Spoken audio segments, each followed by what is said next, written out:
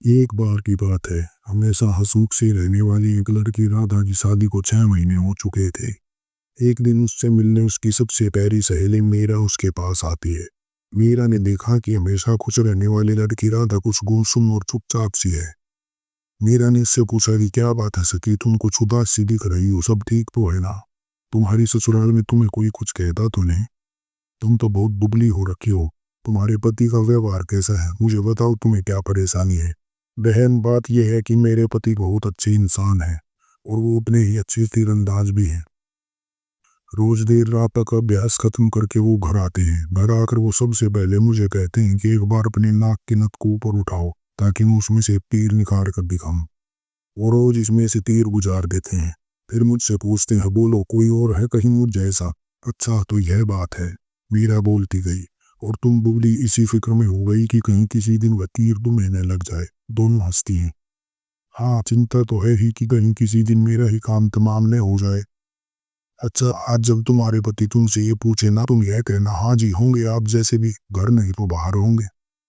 शाम को जब राधा ने मीरा की कही बात गोपाल से कही तो नाराज होकर गोपाल घर छोड़कर जाने लगा।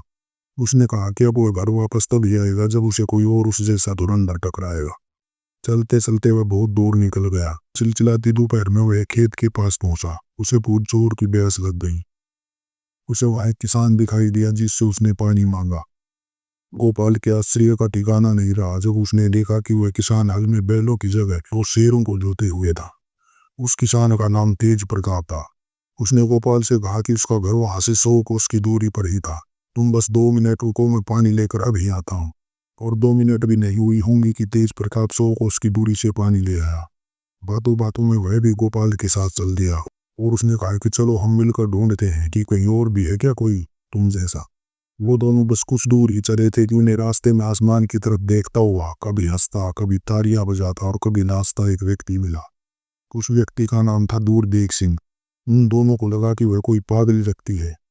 पूछने पर उस आदमी ने बताया कि उस स्वर्ग में महाराज इंद्र के दरबार में अप्सराओं का नृत्य देखकर ऐसी हरकतें कर रहा था। वो दोनों अचंभित रह गए। जब सारी बातें पता चली तो दूरदेख भी उन दोनों के साथ चल दिया। ऐसे ही आगे जाकर उन तीनों के समूह में एक ऐसा हकीम भी शामिल हो गया जिसके पास हर मर्ज का इलाज था। लोग उसे हकीम चंद के नाम से ही जानते थे। शाम को वे चारों एक नगरी में जा पहुंचे। रात को भी वहीं एक सराय में रुके। उन सब ने उस नगर में एक बात महसूस की कि वहां कोई भी व्यक्ति खुश नहीं लग रहा था। हंसना तो दूर, उनमें से कोई मुस्कुरा भी नहीं रहा था। उन्होंने सराय के मालिक से इसका कारण पूछा तो पता चला कि यहाँ की राजकुमारी को एक गंभीर बीमारी है। उसकी हालत बहुत खराब है और किसी भी वैद्य से वो ठीक नहीं हो सकी। जब कोई वैद्य हकीम उसकी बीमारी ठीक नहीं कर पाता तो राजा उन्हें सूली पर लटका देता है। गोपाल ने सराय के मालिक से कहा कि एक बार हम भी महाराज से भेंट करना चाहते हैं, शायद हम राजकुमारी के मर्ज का इलाज ढूंढ पाए। मालिक के मना करने पर भी वो चारों राजकुमारी को देखने चले ही गए। गौर से देखने पर हकीम चिंता में पड़ गया। पूछने पर पता लगा कि राजकुमारी तो कल का सूर्य निकलने तक ही जीवित रह सकती हैं। उन्हें ठीक करने का मात्र एक ही इलाज है और वह लगभग नामुमकिन है। गोपाल के पूछने पर उसने बताया कि यहाँ से 1000 कोस दूर एक जंगल है। उस जंगल की पहाड़ियों में एक झील अवस्थित है। अगर उस झील का पानी कल सूर्योदय तक मिल जाए तो राजकुमारी की जान बच सकती है। यह सुनकर गोपाल ने तेज प्रताप की ओर देखा और वह राजा की आज्ञा लेकर वहां से पानी लाने के लिए निकल पड़ा। आधी रात बीत गई और वह नहीं लौटा। बाकी के तीनों मित्रों को लगा कि तेज प्रताप तो बहाना बनाकर वहां से निकल गए और वे सब मारे गए। अब सूली पर उन तीनों को लटकना पड़ेगा। गोपाल ने दूरदेख सिंह से कहा कि हे मित्र, आप अपनी दृष्टि से देखकर बताओ कि तेज प्रताप कहाँ गायब हो गया, वह भी थकाया क्यों नहीं? और अब जो कुछ भी दूर देखने देखा तो वह घबरा गया। उसने कहा कि तेज प्रताप तो एक पेड़ के नीचे आराम से गहरी नींद सो रहा है। उसकी बगल में पानी से भरी एक गगरी रखी हुई है और एक भयंकर सांप उस पेड़ के तने से नीचे उतर कर उसी की तरफ जा रहा है।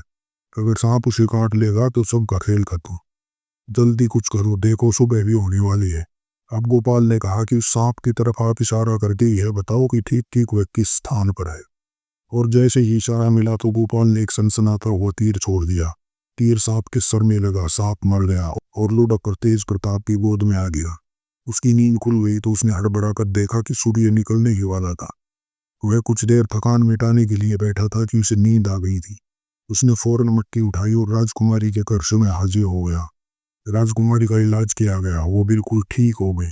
राजा ने सबको खूब धन दौलत देकर विदा किया। सारी राजधानी में खुशियां छा गई। गोपाल और उसके मित्र सब अपने अपने घरों को चल दिए। उस दिन के बाद गोपाल की समझ में आ गया था कि यह दुनिया एक से बढ़कर एक सूरमाओं से भरी हुई है। अब फिर कभी उसने राधा से कुछ नहीं पूछा और राधा भी कुछ दिनों में पहले जैसी हो गई। तो प्यारे दोस्तों, कैसी लगी आपको ये कहानी? देखा आपने, कभी भी किसी को अपने किसी गुण पर घमंड नहीं करना चाहिए, क्योंकि सभी को कभी न कहीं मिल ही जाता है एक से बढ़कर एक। ऐसी ही और रोमांचक कहानियों के लिए चैनल को लाइक, शेयर और फॉलो करें तथा कमेंट करके बताएं आपको और किस तरह की कहानी सुनना पसंद है।